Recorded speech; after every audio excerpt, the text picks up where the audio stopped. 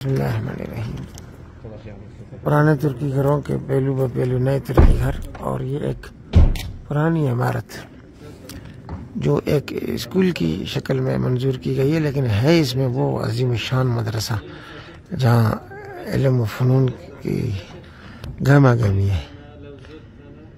ایک مفتی کے مرکز کے طور پر اس کو سرکار سے منظور کرا لیا گیا ہے، یہ دیکھیں، لیکن ہے یہ ملا برہان الدین المعروف با ملا برہان دامت برکاتہم العالیہ کا علوم و فنون کا وہ مرکز جس کی مثال ترکی میں نہیں ہے۔ قدیم طریقے سے یہاں کتب فنون کی پڑھائی جاتی ہے، نحو صرف بلاغت منطق، پھر آخر میں فقہ تفسیر، اور اتنی محنت سے پڑھائی جاتی ہے کہ تصور نہیں ہے۔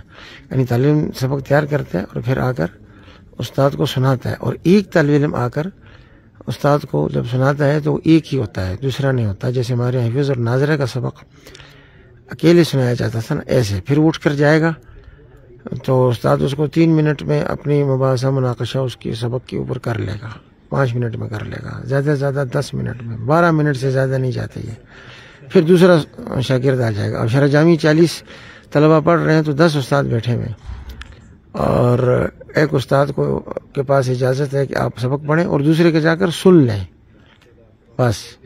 تو اس طریقے سے یہ کتاب کو تیار کرتے ہیں۔ کوئی کئی گھنٹے طالب مطالعے پر لگاتا ہے اور 2 گھنٹے کے لگ بھگ استاد لگاتا ہے، جو کونا مشق ہو۔ جو بڑے استاد ہیں وہ تو ماشاءاللہ ایک دن میں آج بھی 83 سال کی عمر میں 60-70 طلباء کو پڑھا لیتے ہیں، وہی ان کے پاس 5 جائیں گے، اس سے زیادہ نہیں جا سکتے۔ تو عجیب و غریب نظام ہے، اور ہے اس پرانی سی عمارت میں۔ یہ بالکل متضاد سی صورتحال ہے۔ جو اس دن عادی امان کا مدرسہ دکھا تو شاندار عمارت تھی، اس کی تو کوئی مثال ہی نہیں تھی، اور یہ ظاہر میں بالکل سادہ ہے، لیکن علوم و فنون میں یہ بھی بے مثال ہے۔ سرت نامی یہ جگہ ہے، اس کے مضافات میں تلو نامی یہ قصبہ یا گاؤں ہے، اور یہ عراق کی طرف ہے، شام نیچلے پڑتا ہے اور عراق اس کی بائیں جانب پڑتا ہے۔